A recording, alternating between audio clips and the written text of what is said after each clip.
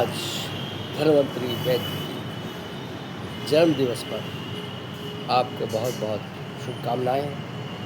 आप हमेशा जड़ी बूटियों के प्रयोग से ही अपने आप को रोग मुक्त रखें। रोग मुक्त रहना हमारा जन्मसिद्ध अधिकार है।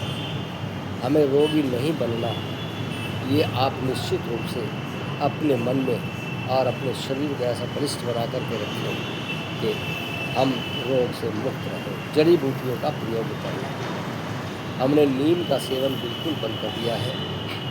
नीम का सेवन हम नहीं करते, इसलिए दांतों के रोग आदि, फुंसियों के रोग आदि, चर्म रोग आदि आने लगे।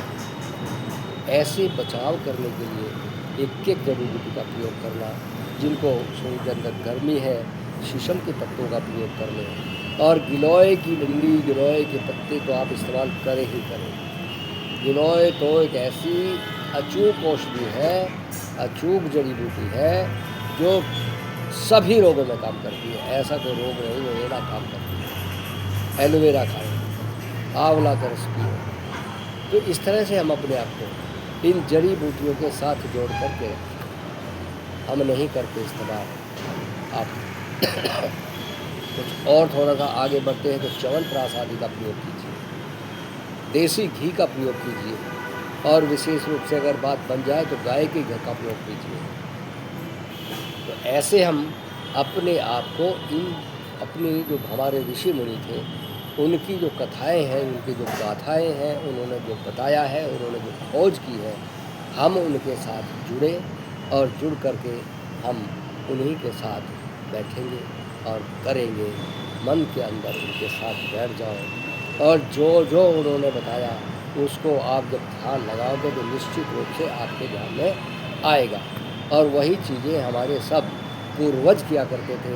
हम अपने पूर्वजों की भांति अपना योग आसन प्राणायाम करें और यहीं से कर ले हम गोमुख आसन।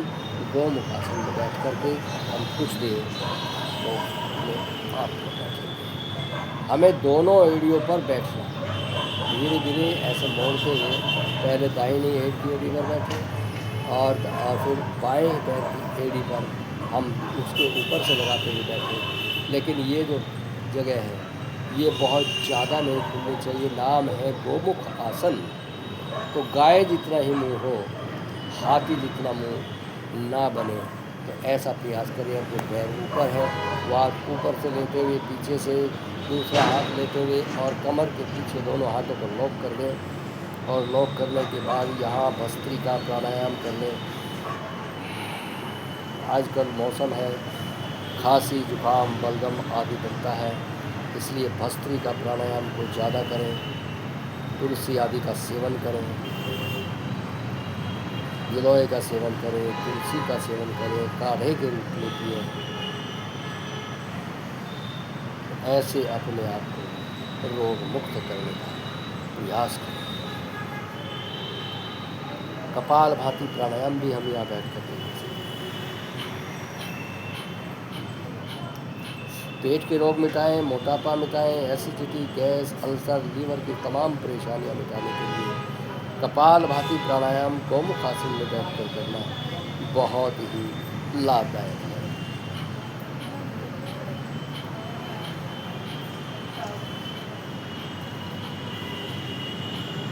ऐसे हम अपने साथ जड़ी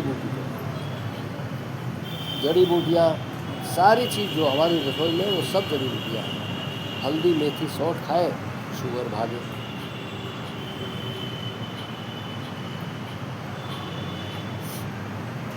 अदरक का सेवन करें, गला ठीक रहे। काली मिर्च का सेवन करें, गला ठीक रहे। इलायची डाला, एक आध इलायची आप चबा लें, उससे भी शरीर को बहुत लाभ मिलते हैं। तो ऐसे हम एक एक तो चीज़ घर में हम खाते हैं वो मिक्सिंग रूप में हम खाते हैं।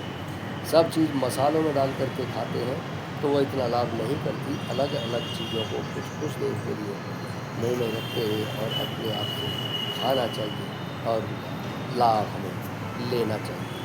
लाभ लेने में हम कंजूसी कर जाते हैं, इसलिए हमें रोग नहीं हो पाते। ऐसे करें, लगातार करें। लगातार करने से हम अपने जीवन में बहुत कुछ लाभ ले पाएंगे।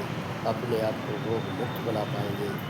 आप बस ध्यान रखें कि किस चीज़ के साथ क्या खाना क्या नहीं खाना, ये थोड़ा सा आप ध्यान रखेंगे तो निश्चित रूप से हम अपने आप को रोग मुक्त कर पाएंगे।